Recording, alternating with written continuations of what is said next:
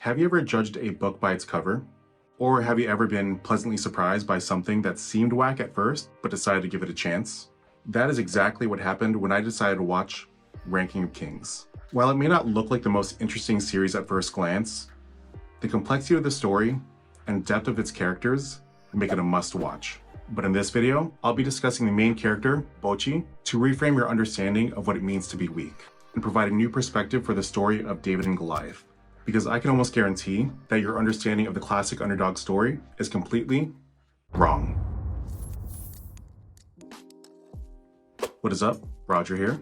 If you haven't watched Ranking of Kings, it's probably been the show that I've recommended the most in the past year. And one of the first things I tell people when I talk about it is do not judge a book by its cover. And of course, I have to give a disclaimer for spoiler topics of first season in the anime. To start things off, Ranking of Kings is a series written by Sosuke Toka.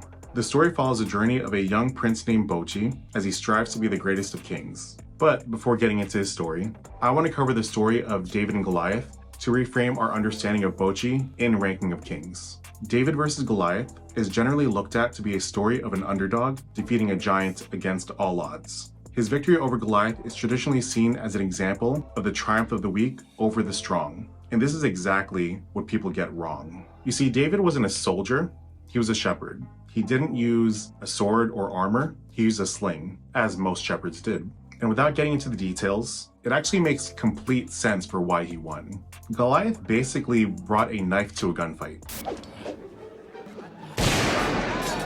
And the things that describe David to be an underdog are actually the exact reasons for why he defeated Goliath. And this concept of finding strength from weakness is perfectly written into the character of Bojji. In the world of Ranking of Kings, there are actually several metrics to determine a king's rank, one most importantly being strength. But Bojji, on top of being unexplainably small, was also born deaf. We find out that Bojji is actually a son of giants. And you might think, maybe he's just a late bloomer. We later learn that Bojji was born without any of the strength, size, and power of a giant. For the sake of spoilers, for anyone that hasn't watched the anime, I'll leave out the reasons why. So even while being born deaf and without the powers of a giant that he was supposed to have, Bojji still has the ambition to be the best king in the world, even though he's already the best boy. Just kidding, this is the best boy.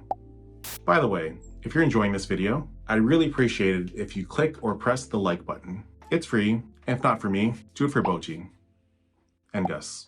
So far, I've painted kind of a grim picture for the outlook of Bojji's dream, but now we can actually cover why his weaknesses are actually what led him to find his strengths. Because Bojji is deaf, he's had to train himself to be very observant and maximize a sense that most people have: his sight. Bojji developed sharp eyes and insight to read people's lips and movements. There's a researcher of body language who broke down the components of face-to-face conversations. He found that communication is 55% nonverbal, 38% vocal, and 7% words. Nonverbals make up the majority of communications, and Bojji leveled up that ability. It's over 9,000!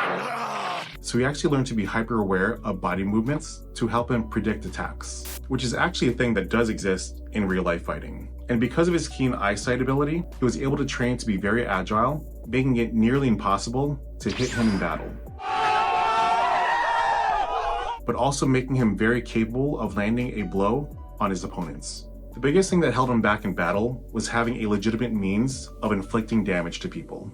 So Bojji sought out a teacher and met Despa, helping him develop techniques that only he was able to utilize himself. And as corny as it sounds, the main thing that Despa equips Bojji with is knowledge. Despa teaches Bojji that everything has a weak point, and if you know where it is, you can apply a disproportionately small amount of force to break it down.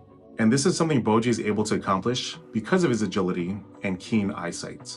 He has the ability to stay safe from attacks while advancing towards an opponent to deliver a surgically accurate attack while using their power against them. And these are all things that Bojji would have never been able to develop if he weren't born deaf and had been born with the strength of a giant. But the last topic is probably the one that can be most applicable to our lives. The most important strength that Bojji was able to develop because of his weakness is resilience.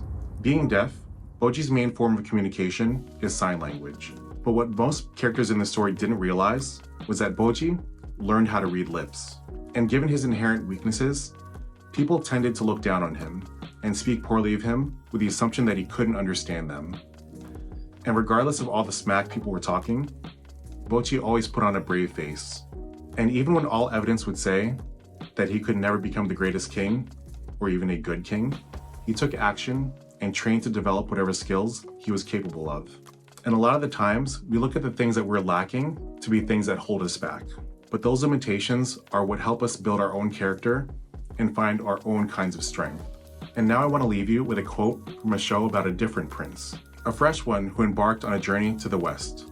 From a playground in the village of West Philadelphia to the kingdom of Bel Air, Prince William's aunt, Queen Vivian, is making a case to King Philip for why they should consider letting Princess Ashley attend a public school instead of a prestigious private school. Most parents want to provide the best education possible for their children, or the best everything possible for their children. In real life, money is strength and power. And a lot of people want to use that power to minimize the amount of obstacles their kids have to go through, assuming that will lead them to happiness and success. You know, sometimes I think we work so hard to give our kids what we didn't have. Sometimes we forget to give them what we did have. And what Queen Vivian and King Philip had growing up was struggle. And that struggle helped them build resilience. The challenges and obstacles that Bojji faced is what helped him build his character. And those are struggles he had because he didn't have strength and power. That's what helped him build resilience.